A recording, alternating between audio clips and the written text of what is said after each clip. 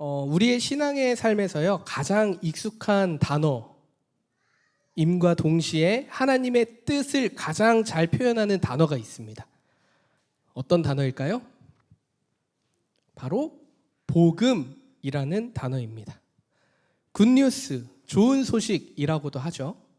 복음의 핵심을 다른 말로 한다면요, 예수님이라고 할 수 있습니다. 결론적으로 하나님의 뜻이 예수님을 통해서 나타났다는 것입니다. 이것을 우리는 복음이라고 말을 하죠. 이곳에 모여서 예배하는 우리는요, 예수님에 대해서 너무 잘 알고 있습니다. 혹시 예수님을 잘 모르시는 분 계십니까? 예수님에 대해서 아시죠? 죄와 허물로 가득한 우리를 구원하신 분, 대신 값을 치러주신 분, 이렇게 우리는 예수님의 사랑과 은혜를 알고 감격한 사람들입니다. 그래서 이곳에 모여서 함께 하나님 찬양하고 함께 말씀 읽고 듣고 나누고 예배합니다. 조금 더 강조해서 얘기해 볼까요? 그리스도인이라고 하면요, 이 복음이라는 것은요, 떼어놓고 말할 수 없겠죠. 복음이 없는 그리스도인은 있을 수 없으니까요. 그래서 이 복음으로 인해서 삶을 살아가는 이유와 목적과 방향이 생긴다는 것입니다. 이쯤에서 우리는 한번 질문해 봐야 될 것 같아요. 우리는 복음에 합당한 삶을 살아가고 있는가? 곧 하나님께서 우리를 부르신 그 이유와 그 뜻대로 살아가고 있는가? 이 질문을 오늘 우리에게 스스로에게 질문해 보아야 할 것입니다. 하나님의 뜻은요, 복음에 합당한 삶을 사는 것입니다. 곧 그리스도 예수님의 사랑 안에 거하면서 예수님의 사랑을 전하는 삶을 사는 것, 이것이 복음에 합당한 삶이겠죠. 우리의 인생, 한 사람의 인생의 전 여정에서 우리가 행하고 있는 모든 일들은요, 수고로운 일들이든 무엇이든 그 어떠한 일이든 다 하나님의 뜻을 위해서 한다는 거예요. 바라는 것은요, 오늘 올디너리 안에 우리 형제 자매들이, 오늘 함께 예배하는 모든 예배자들이 하나님의 뜻에 합당한 삶을 살아가면서 아름답게 열매 맺는 그런 인생의 모습들이 되어지기를 그리스도의 이름으로 축원합니다. 바울은요, 로마 교인들에게 편지를 썼습니다. 1장에서부터 로마 교인들을 향한 간절한 마음이 담겨 있죠. 당신들을 보니 너무 좋습니다. 이렇게 막 편지로도 그 마음이 느껴질 정도입니다. 그런데요, 이런 편지에 담겨 있는 느낌과는 좀 다르게요, 실제로 바울은 로마 교인들을 만난 적이 없어요. 로마 땅을 밟아본 적도 없습니다. 비행기가 있는 것도 아니고요, 차도 없어요. 지금처럼 영상통화를 할 수 있는 것도 아니에요. 그럼에도 물리적으로나 감성적으로나 실제로 멀리 떨어져 있는 이 로마 교인들을 향해서 바울은 편지를 쓰고 있는 거예요. 근데 오늘 본문에서 뭐라고 얘기해요? 감사하고 있다라고 얘기해요. 아니, 바울이 이렇게 멀리 떨어져 있는 로마 교인들에게 편지를 쓰면서, 한 번도 본 적 없는 그들에게 편지를 쓰면서 도대체 왜 감사해야 하냐고요. 어떤 것에 감사하고 있는지 감사의 내용이 조금 새롭습니다. 8절 하반절에 이렇게 얘기하죠. 내가 하나님께 감사함은 너희 믿음이 온 세상에 전파되었기 때문입니다. 바울은 감사한 이유를 로마 교인들의 믿음이 지금 온 세상에 전파되었다는 것에 감사하고 있다는 거예요. 근데 이 말이 조금 더 깊이 이해해 볼 필요가 있어요. 두 가지 의미로 우리가 생각해 볼 수 있는데요. 첫 번째 의미는 이방인의 사도라 불리는 바울이지만 로마의 복음을 전해본 적이 있어요, 없어요? 없어요. 열심히 복음을 전해서 뭐 다른 지역들을 계속 아시아 지방을 돌아다니면서 복음을 전하기는 하였지만 아직 로마에까지 복음을 직접 가서 전해본 적은 없어요. 그럼에도 불구하고 지금 로마 교회에는 어떤 사람들이 있어요? 하나님을 믿는 사람들이 있다는 거예요. 로마에는 지금 예수님을 믿는 자들이 생겼고 교회가 세워졌다는 것에 바울은 하나님께 감사하고 있다는 거예요. 이게 첫 번째 의미. 두 번째 이유는요, 바울은 원래 의도한 바가 있었어요. 무엇이 있었냐면 로마를 거쳐서 스페인에까지 넘어가서 복음을 전하는 것이 바울의 목적이었거든요. 그런 의미에서 지금 로마 성도들에게 당신들이 가지고 있는 그 믿음이 온 세상에 전파되길 바랍니다라는 마음도 내포되어 있다라는 말이에요. 어찌됐건 어떠한 의미에서든지 바울은요, 지금 로마 교인들이 복음을 듣고 믿음을 가진 것에 감사해하고 있다는 거예요. 오늘 우리는 바울의 감사를 통해서 우리의 삶에서의 감사를 한번 생각해 보게 됩니다. 우리의 감사는 어떻죠? 계획했던 프로젝트가 잘 되거나, 내 삶에 소망하는 것들이 이루어지거나, 맛있는 것을 먹거나, 갖고 싶은 물건을 사거나 등등 나와 관련된 것들이 이루어졌을 때, 나의 만족과 유익이 채워졌을 때 우리는 감사합니다 하나님 합니다. 저도 그래요. 아이폰 16이 나왔더라고요. 네. 저도 막 그런 거 가지면 좋겠죠. 그런데 바울은 그렇지 않다라는 거예요. 바울은 얼굴도 모르는 로마 교인들이 믿음을 가졌다는 것에 대해서, 또한 이들을 통해서 장차 복음이 계속 퍼져나갈 것에 대해서 감사해야 하고 있다는 거예요. 보여지는, 만져지는 것에 감사하기보다는 한 영혼이 하나님께 돌아온 것에 대해서 감사하고 있다는 겁니다. 심지어 이를 위해서 바울은 어떤 노력을 했냐면 계속해서 하나님께 기도합니다. 로마에 가게 해주십시오. 이들을 만나 복음을 전할 수 있는 기회를 주십시오라고 기도하면서 계속 실제로 로마로 갈 수 있도록 두드렸다는 거예요. 그런데 길이 열리지 않았다라고 오늘 성경은 바울은 그렇게 고백하고 있죠. 우리는 바울의 삶을 통해서 바울의 삶의 모든 순간이 하나님 뜻에 초점이 맞춰져 있음을 우리는 깨닫게 됩니다. 감사마저도 나를 위해서가 아니라 하나님을 믿게 된 그 누군가가 있다는 것에 대해서 감사해야 하는 모습을 보면서 우리는 도전되는 거죠. 여러분, 오늘 이 바울의 감사의 고백이 우리 모두의 고백이 되기를 축복합니다. 우리가 누리는 감사와 기쁨이 이 영혼을 살리는 감사와 기쁨으로 더 커져 나아가기를 간절히 바라고 소망합니다. 사실 바울이 되게 위대해 보이지만 우리에게도 바울과 같은 감사를 고백할 수 있는 기회가 너무너무 많아요. 우리가 오늘도 예배 끝나면 OS 모임을 하죠. 서로가 삶을 나누다 보면요, 서로의 기도 제목을 나눕니다. 특별히 어떤 기도 제목을 나눠요? 때로는 믿지 않는 가족에 대해서, 또 친구에 대해서 이런 기도 제목들을 나눕니다. 때로는 육신의 아픔 가운데 고통받는 가족과 친구를 위한 기도 제목도 나눌 때가 있습니다. 우리도 역시 그 기도 제목을 받을 때요, 바울처럼 그들의 얼굴 잘 몰라요. 가족, 친구들 얼굴 아십니까? 당연하게도요, 친밀함이라는 거는 사실 없죠. 친밀함이 어디 있어요? 그냥 가족이니까 그냥 기도 제목 받는 거잖아요. 단지 우리가 알고 있는 사실 하나는 지금 이 기도 제목을 나눠주는 당신이 나의 믿음의 형제 자매라는, 친구라는, 동역자라는 이 사실 하나만 아는 것뿐이에요. 그걸 가지고 우리는 기도합니다. 그래서 우리는 기도해요. 믿음의 가정이 되게 해달라고 기도하고요, 삶의 고통 가운데 은혜와 긍휼을 베풀어 달라고 함께 기도합니다. 이것을 뭐라고 하냐면요, 사랑이라고 해요.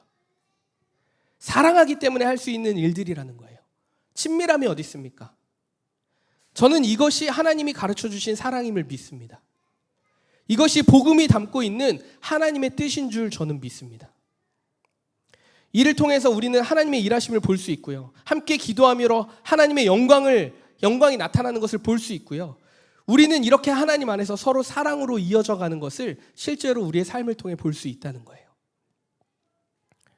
그러니 여러분들에게 부탁하고 싶은 건요, 서로의 아픔과 고통을 좀 마음껏 나눠주셨으면 좋겠어요. 아, 이거 나눠도 될까? 아, 기도 제목 생각하다가 그냥 내가 잘하면 되지 라고 생각하고 때로는 기도 제목을 얘기 안 할 때도 있는 것 같아요. 아픔, 고통, 영혼에 대한 이야기라면 얼마든지 기도 제목을 나누십시오. 그리고 믿음으로 우리가 담대히 함께 기도하는 거예요. 어차피 우리가 가서 성경을 아무리 잘 풀고 목사가 만나면 바로 예수 믿습니까? 아니에요. 하나님 일하셔야 믿죠. 나는 전할 수는 있죠. 하나님에 대해 소개할 수는 있고 하나님이 이러한 분이다라고 제 입을 통해서 얘기할 수는 있지만 믿음의 고백이 되게 하는 건 하나님이 하실 일이에요. 그렇기 때문에 우리가 할 수 있는 건 기도하는 것, 들어주는 것, 그리고 관심 갖는 것 이외에 크게 할 일이 별로 없습니다. 그렇지만 이것도 사랑이라는 거예요. 저는요, 목사다 보니까 기도 요청을 많이 받아요. 기도 요청을 뭐 따로 하지 않아도 신방을 이렇게 하다 보면 아, 이런 상황이구나, 이런 기도 제목이 필요하구나라는 것을 알게 됩니다. 그럼 저는 기도하죠. 그런데 제일 1순위의 기도 제목이 뭔지 아십니까? 저는 영혼을 위한 기도를 제일 먼저 해요. 삶이 잘 되는 거는요, 그리 아니하실지라도 순종하면 모든 것이 하나님의 뜻인 줄 받으면 그것이 감사잖아요. 근데 영혼은 그렇지 않아요. 영혼은 정말 하나님 앞에 믿음의 고백이 돼야지만 우리가 감사를 고백할 수 있잖아요. 그렇기 때문에 제일 먼저 저는 영혼에 대한 기도 제목을 놓고 제일 먼저 기도합니다. 우리 성도들의 가족들을 위해 기도합니다. 성도들의 가족들 얼굴 잘 몰라요. 물론 한두 번 뵌 적은 있지만 기억이 잘 안 나요. 그래서 나중에 혹시 실수할 수도 있겠지만 뭐 어쨌든 기억은 잘 안 나요. 그럼에도 저는 아버지를 위해서, 형제 자매, 육신의 고통 가운데 있는 우리 성도들의 가족을 위해서 기도한다는 거예요. 우리 성도들의 가족 중에 누구를 제일 오래 기도했나라고 좀 제가 봤거든요. 생각해 봤어요. 그랬더니 약 한 10년 정도 기도하고 있는 성도의 가족들이 있더라고요. 제가 이렇게 하는 이유가 무엇이겠습니까? 아니, 목사가 이렇게 잘하고 있다, 이런 말 하고 싶어서 제가 말씀드리는 것이 아니고요. 이것이 하나님 뜻이라는 거예요. 이것을 통해서 세상이 알 수 없는 참 기쁨과 감사를 누릴 수 있다는 것입니다. 하나님의 자녀임에 감사할 수 있는 기회가 주어진 거예요. 나의 가족이, 형제 자매가 좋은 집을 구하고 직장에 취업하고 사업이 잘 되는 것도 너무너무 기쁜 일이죠. 기쁜 일입니다. 그런데 진짜 기쁨은요, 한 영혼이 하나님의 형상대로 회복되는 것, 믿음의 가정을 이루었다는 것이 가장 큰 기쁨이고 감사인 줄 믿습니다. 현대사회는요, 남이 잘 되는 것이 배 아픈 사회인 것 같아요. 함께하는 기쁨을 잃어버린 것 같습니다. 가진 것이 없을 때는요, 서로밖에 없는 것처럼 막 이렇게 지내요. 그러다가도 누군가 한 명이 잘 되면요, 언제 그랬냐는 듯이 경쟁자로 돌변합니다. 그리고 충고하고 조언하고 평가하고 판단하죠. 이것은 하나님의 뜻이 아닙니다. 복음이 말하는 능력이 아니에요. 복음을 가진 자들의 삶의 모습은 결코 이렇지 않다라는 거예요. 바울은 오늘 우리에게 복음을 가진 자들의 삶이 어떠해야 하는지 잘 말해주고 있어요. 복음을 전해라. 복음을 깨닫고 복음대로 살아가는 영혼이 늘어가야 한다는 것을 바울은 이 편지의 몇 구절을 통해서도 말하고 있다는 거예요. 지금 바울에게 있어서 가장 큰 기쁨이자 감사는 영혼 구원이에요. 당신들이 이 믿음을 갖고 살아가는 것이 나에게 내가 하나님 앞에 너무 감사합니다라고 고백할 수 있습니다라고 얘기하고 있다는 겁니다. 오늘 이 성경 말씀에서 나타나는 바울의 이 감사가 오늘 함께 예배하는 저와 우리 올드너리 모든 성도님들의 감사가 되어지길 그리스도의 이름으로 축원합니다. 바울은요, 이 감사를 가지고 그토록 가고 싶어 했던 로마를 내가 왜 가려고 하는지 이유를 3가지로 얘기하고 있어요. 로마 성도들을 그렇게 감사해 하면서도 만나고 싶은 이유를 설명하는 거예요. 첫 번째는 뭐였냐면 신령한 은사. 신령한 은사를 복음으로 이해하면 좋을 것 같아요. 뭔가 영적인 특별한 이런 것보다 복음, 이 복음을 통해서 로마 성도들이 믿음을 더 굳건히 하기 위해서 지금 로마에 가고 싶다라는 거예요, 바울이. 두 번째 이유는 이 믿음이 서로에게 유익하고 격려받을 수 있기 때문에 가고 싶다라는 거예요. 이게 참 놀라운 얘기입니다, 여러분. 바울은 사도로서 보냄받은 자잖아요. 그래서 사실 권위가 있었어요. 그 당시의 문화 안에서 바울은 사도로서의 권위를 가지고 있었단 말이에요. 그래서 서신서에 보면, 로마서에도 마찬가지죠, 자신의 사도성을 증명하는 말로, 인사말로 시작하잖아요. 이것처럼 바울은 사도로서 인정받았어요. 근데 바울이 지금 뭐라고 고백하냐면, 당신들의 믿음, 내가 가진 믿음, 서로를 통해서 서로가 힘을 얻고 격려하기 위함입니다라고 얘기한다는 거예요. 얼마나 겸손합니까? 이것 때문에 지금 로마에 가고 싶다는 거. 마지막 3번째, 이러한 믿음의 굳건함을 통해서 열매를 맺고 싶다는 거예요. 열매. 이처럼 바울은요, 지금 복음으로 하나 되고 이 사랑을 흘려보내는 열매를 맺기를 간절히 바라고 원하고 있습니다. 결과적으로 바울은 어떻게 했죠? 하나님의 뜻에 따라서 로마를 거쳐서 스페인에까지 복음을 전할 수 있게 됩니다. 그리스도 안에서 형제 자매된 우리 성도 여러분, 복음은요, 복음, 예수 그리스도, 뭐 다양한 언어로 얘기할 수 있지만 이 복음은요, 내가 나로 존재할 수 있게 하는 능력이 있습니다. 복음은요, 복음으로 우리가 하나 되어 존재할 수 있게 하는 능력이 복음 안에 있습니다. 믿으십니까? 아멘. 내가 하나님의 크신 계획 안에서 부르심을 받았어요. 그래서 예수님의 큰 사랑을 알았고 참 평안과 기쁨을 발견했습니다. 그렇다면 나의 가족과 친구와 이웃들이 이 사랑을 알게 되는 열매가 맺어지길 소망하는 것은 당연한 일 아니겠어요? 바울의 감사는 당연한 감사인 거예요. 더 나아가서 그리스도 예수 안에서 새롭게 된 한 영혼이 있다고 봅시다. 근데 그 영혼이 이제는 또 다른 영혼을 위해 살아가는 열매가 생긴다면 얼마나 기쁜 일이겠어요. 이것은 하나님이 기뻐하시는 일이요, 우리가 복음을 전하는 이유가 되는 줄 믿습니다. 이토록 복음 앞에 진실하고 간절했던 바울이죠.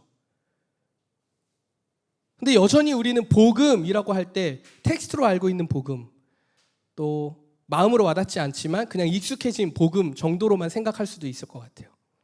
근데 바울이 말하는 복음에 대해서 우리가 한번 깊이 보자는 거예요.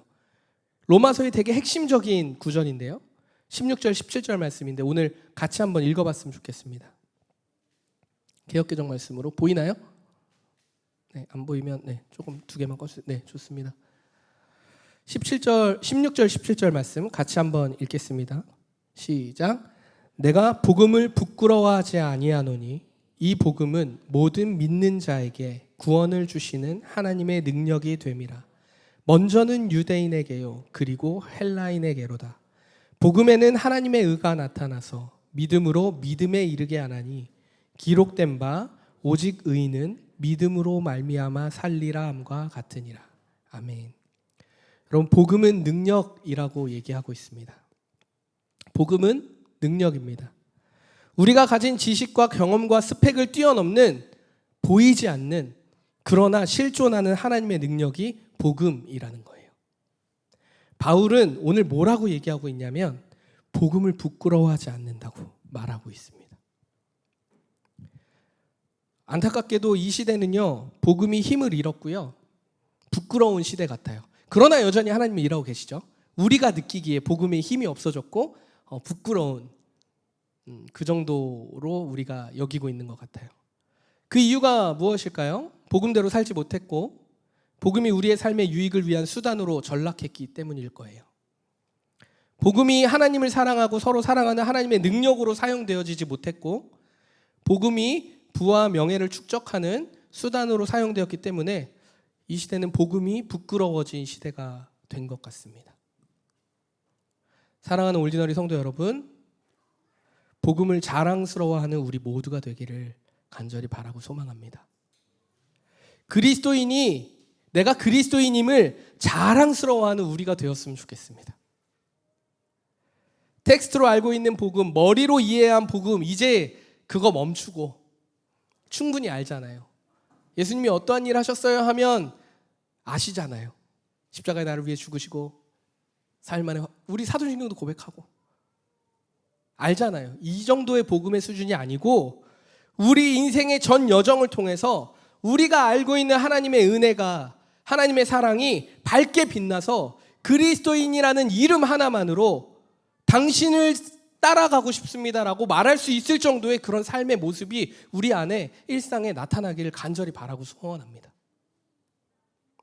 바울은요, 복음에 하나님의 의가 나타났다라고 얘기해요. 여러분, 복음의 능력이 되는 이유가 있어요. 예수님이잖아요. 근데 예수님을 우리가 십자가에 죽으시고 부활하셨다 이런 여러 가지 텍스트의 말보다 더 쉽게 얘기할 수 있는 건 하나님의 의가 예수님을 통해 드러났기 때문이에요. 여러분, 의가 뭐예요? 의는 정의, 의로움이잖아요. 세상이 수도 없이 말하는 정의와 의로움이 있어요. 인생 이렇게 살아야 되고 정도라는 것을 세상에서는 각자의 언어와 각자의 가치로 얘기하고 있다는 거예요. 그런데 오늘 복음에는 하나님의 의가 담겨 있대요.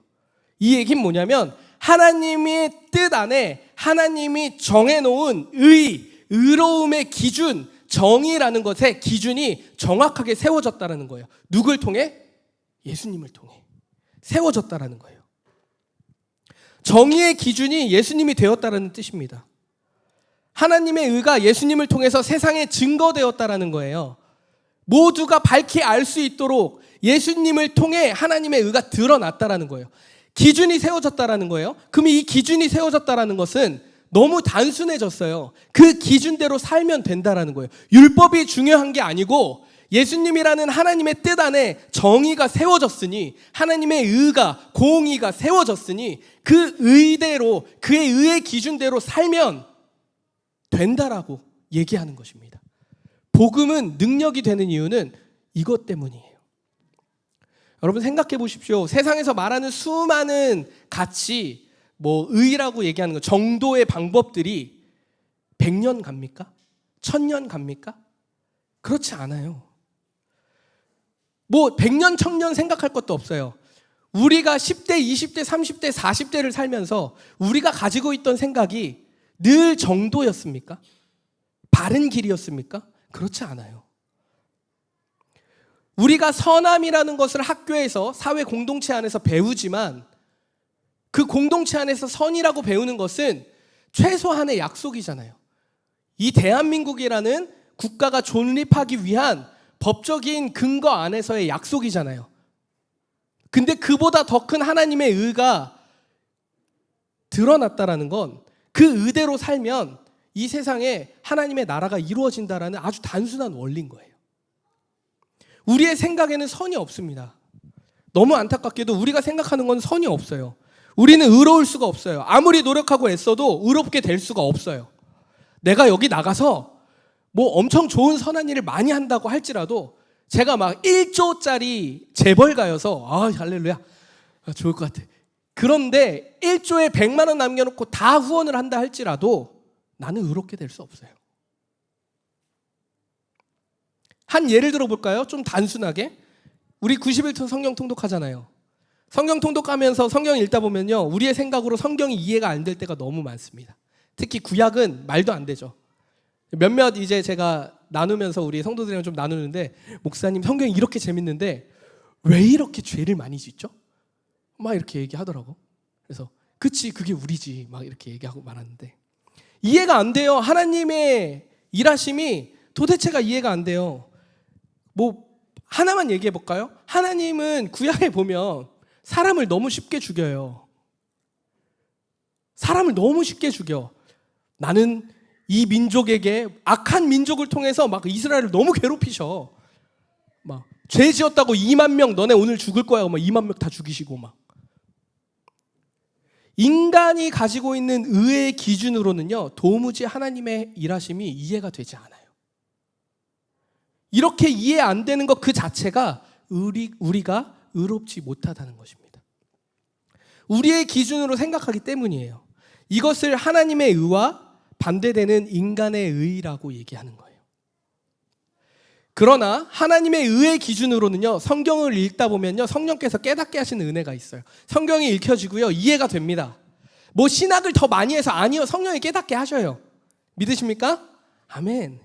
하나님께서 여러분 생명을 그렇게 많이 죽이셨잖아요. 막 그냥 너네 죄 졌으니까 죽여. 막 모세는 돌 2번 두드렸다고 가나안 땅 못 들어갔어. 돌 땅 화나가지고, 지도 화날 법 하잖아. 이스라엘이 하도 말 안 들으니까 땅 했다고 너는 죄를 지었다, 넌 가나안 땅에 못 들어가. 너무하다고 생각하지 않아요? 이런 일이 너무 많은데, 하나님께서 생명을 주셨다면, 생명을 누가 주셨어요? 하나님 주셨잖아요. 그럼 취하실 분이 누구예요? 하나님이에요. 우리가 생명 가지고 논할 게 없는 거예요. 유한한 존재인 인간에게는요, 생명이 가장 소중합니다. 내 생명이 가장 소중하죠. 할 수 있다면 오래 살고 싶고, 모두가 다 죽는다는 걸 알면서도 나는 건강하게 잘 늙어서 호상으로 죽고 싶은 게 우리의 마음이잖아요. 자다 죽었으면 좋겠잖아. 질병이나 사고나 고통받다가 병원에서 누워 죽기 싫잖아. 우리에게 가장 소중한 건 잘 사는 거예요. 그냥 이 생명 하나 잘 건사하다가, 그냥 그 안에 하나님 뜻 안에 이렇게 잘 하다가 적당히 잘 죽는 거. 유한한 인간에겐 그럴 수 있어요. 그런데 생명을 주신 하나님에게는요, 생명을 취하시는 것이 하나도 이상한 게 아니에요. 하나님의 뜻은요, 생명에 있지 않아요. 하나님의 뜻은 어디 있을까요? 순종에 있습니다. 하나님의 뜻은요, 생명에 있지 않아요. 하나님의 뜻은 순종에 있어요. 주권을 누구에게 내어드렸느냐에 있는 거예요. 이게 복음이 능력이 되는 이유, 하나님의 의가 복음에 담긴 이유예요. 하나님 앞에 순종하며 살 때 우리에게 주어지는 게 있어요. 뭐가 있어요? 영원이라는 게 주어져요. 그렇다면 하나님께서는 생명보다 중요한 것이 뭐겠어요? 순종이겠죠. 순종하면 영원을 준다는데 순종 안 하고 적당히 호상으로 죽고 싶은 거야, 우리는. 그리고 성경 읽으면서 하나님 진짜 괘씸하다. 하나님 괘씸하다? 하나님 너무하다. 하나님 어떻게 이렇게 사람을 쉽게 죽여? 생명을? 하나님 사랑이라며. 이런 질문을 우리가 하는 겁니다. 이처럼 복음에는요, 하나님의 뜻이 담겨 있기에 능력이 된다는 거예요. 이 정의의 기준대로 하나님의 의의 기준대로 산다고 하면요, 저는 믿습니다. 하나님께서 반드시 능력 주시는 줄 믿습니다. 세상의 고통과 얼룩진 삶 가운데 반드시 새롭게 하셔서 하나님의 뜻을 나의 삶을 통해, 우리의 삶을 통해 바꾸시고 새롭게 하실 거라고 믿습니다. 믿으십니까? 아멘. 하나님 뜻대로 사는 사람들에게 반드시 힘과 능력과 지혜와 그 모든 것을 주시는 줄 믿습니다. 말씀을 좀 정리해 볼까요? 하박국 2장 4절 말씀인데요. 보라, 그의 마음은 교만하며 그 속에서 정직하지 못하나 의인은 그의 믿음으로 말미암아 살리라. 바울은 하박국 선지자의 말씀을 인용해서 마지막으로 말했어요. 의인은 믿음으로 말미암아 살리라. 사랑하는 올디너리 성도 여러분, 우리는 하나님 뜻 안에서 예수님을 믿었어요. 하나님 부르셨잖아요. 우리 지난주 말씀 봤잖아요. 하나님 부르심에는 뭐가 있다 그랬죠? 반드시 목적이 있다 그랬잖아요. 이 목적이 오늘 더 밝히 드러났어요. 예수님을 믿음으로 우리는 의인이 되었습니다. 의인은요, 뭘로 산대요? 믿음으로 산대요. 나의 잘남으로, 나의 스펙으로, 나의 능력으로, 나의 인맥으로, 나의 잘생김으로, 나의 재력으로 이런 걸로 사는 게 아니고요. 하나님의 의를 따르는, 하나님의 의를 믿는 사람들은요, 믿음으로 산대요. 믿음의 삶은요, 또다시 믿음의 굳건함으로 나아간대요. 믿음의 담대함을 갖고 살아가는 우리 모두가 되기를 그리스도의 이름으로 축원합니다. 여러분, 복음을 부끄러워하지 않았으면 좋겠어요. 다른 말로 예수님을 부끄러워하지 않았으면 좋겠어요. 오히려 예수님을 자랑했으면 좋겠어요. 나 고통받는 삶, 내 인생 어디로 갈지 모르는 삶, 죄가 죄인지도 모르고 내 멋대로 마음대로 살던 삶, 지금도 여전히 쓰러지고 낭망하지만 그래도 내가 어떻게 살아야 될지 적어도 그건 알겠어. 어떻게 하면 나에게 평안이 찾아오는지 머리로는 알지만 마음이 컨트롤이 안 될 때 그래도 그리스도 안에 있을 때 나에게 평안을 주셨던 그 사랑의 기쁨이 나에게 있어. 그렇다면 우리 자랑스러워하지 않을까요? 여러분, 세상에 나가보십시오. 여러분 세상을 저보다 훨씬 더 가깝게 살고 계시니까 세상의 사람들과 살 때 세상이 주는 기쁨이 마음의 평안함을 가져다 주십니까? 아니요. 우리는 뭐 1조 정도 가져본 적이 없어서 그거 얼마 안 되는데, 그렇죠? 그 1조 정도 가져본 적이 없어서 돈이 주는 안정감을 뭐 가져본 적이 없어서 뭐 할 말은 없겠지만 돈이 우리에게 안정감을 가져다 주지는 않은 것 같아요. 스펙이 우리의 안정감을 가져다 주지 않을 것 같아요. 능력이, 잘생김이, 부와 명예와 그 어떤 것들이 우리에게 안정감을 가져다 주지 않아요. 이거 여러분 우리가 모르지 않습니다. 그런데 모르지 않음에도 불구하고 떨쳐내기는 참 어려워요. 왜요? 믿음보다 그게 더 만져지기 쉽거든요. 믿음을 갖고 사는 것보다, 보이지 않는 믿음으로 사는 것보다 내가 좀 더 노력해서 이걸 쥐어보는 게 조금 더 쉬워 보이거든. 그런데 여러분, 정말 엄청난 착각입니다, 이게. 믿음은 믿기만 하면 돼요. 근데 그 믿는 게 어려워서 안 된다고 우리가 아무것도 안 해서 그런 거죠. 의인은 믿음으로 산다고 얘기합니다. 여러분 복음을 깨달으셨습니까? 예수 그리스도 안에 예수 그리스도가 죽으시고 부활하신 그 사랑의 기쁨이, 은혜가 나와 나의 가족과 나의 친구와 정말 한 영혼을 위해서 그 복음이 흘러가기를 소망하십니까? 그렇다면 믿음으로 사십시오. 그렇다면 의인된 모습으로 사십시오. 자랑스러워하십시오. 부끄러워하지 마십시오. 제가 말씀드렸잖아요. 서초구 네트워크 청년 가서 목사라고 얘기했다고. 그랬더니 끝나고 나한테 와가지고 저도 어머니가 저도 모태신앙입니다. 한 4명이 와서 저한테 말 걸었다고. 여러분 자랑스러워 하십시오. 기독교 인구 줄었다고 얘기하잖아요. 교회를 안 나오는 게 줄은 거지. 그래도 여전히 하나님에 대한 갈급한 심령을 가진 영혼들은 세상에 너무 많은 것 같아요. 그러니 부끄러워하지 마십시오. 교회로 자꾸 데려오는 거 제발 하십시오. 우리 교회로 오라고 좀 해주세요. 근데 그것보다 먼저 세상 속에서 어떤 사람들이 하나님의 사랑이 필요한지 한번 찾아보십시오. 나의 친구 중엔 없나? 나의 가족 중엔 없나? 나의 먼 친척 중엔 없나? 그리고 기도하자고요. 저는 요즘 이런 마음을 갖게 됐어요. 내가 만나는 믿지 않는 모든 사람들은 나 때문에 복을 얻게 된 것이다. 여러분 그런 마음 가져본 적 있어요? 전 진짜 요즘 그런 마음이 어디서 생긴 하나님 주신 담대함이겠지? 나를 만나는 그 누군가는 복된 것이다. 왜? 나는 의인이니까. 나는 예수님이 날 너무 사랑하시고 하나님이 나를 너무 사랑하셔서 부르시고 보내셨으니까. 나를 향한 하나님의 뜻이 반드시 있으니까 믿지 않는 너가 나를 만난 건 너가 돈을 아무리 많이 가지고 있어도 너는 복된 거야. 이런 담대함이 우리 안에 있길 원합니다.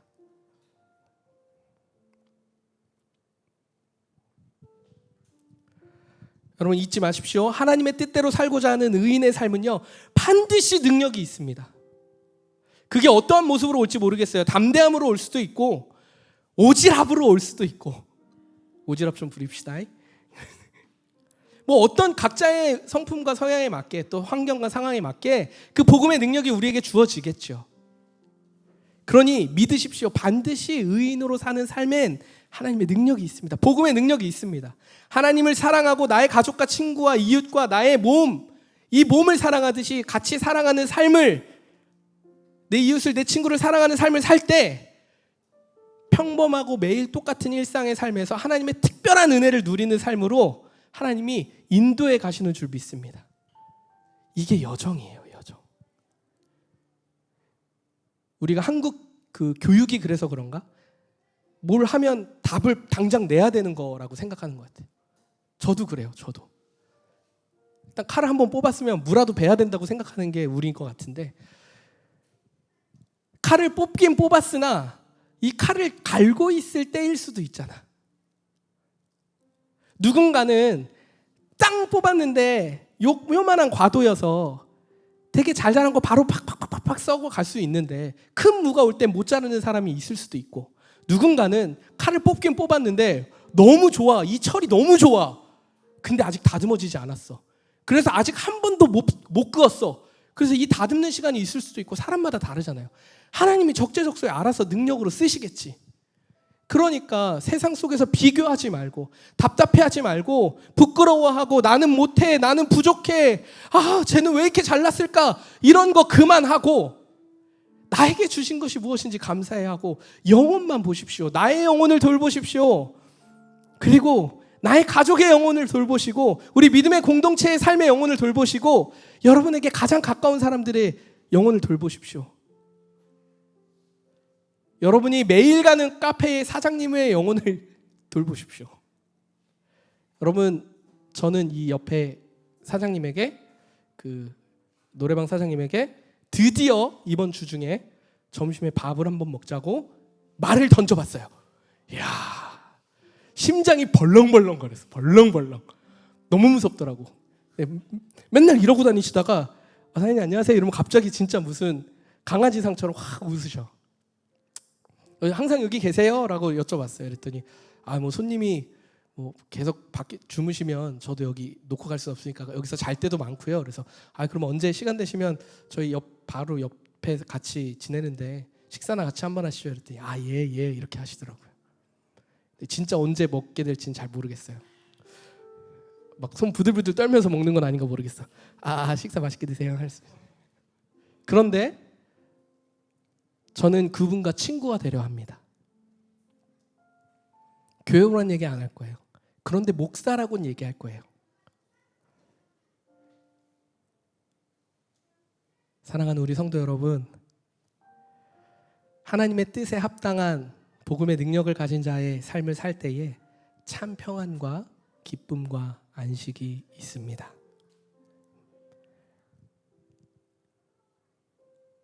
이 말이 믿어지기를 그리스도의 이름으로 축원합니다. 기꺼이 담대히 복음을 전하는 삶으로 나아가는 저와 우리 모두가 되기를 그리스도 예수의 이름으로 축원합니다.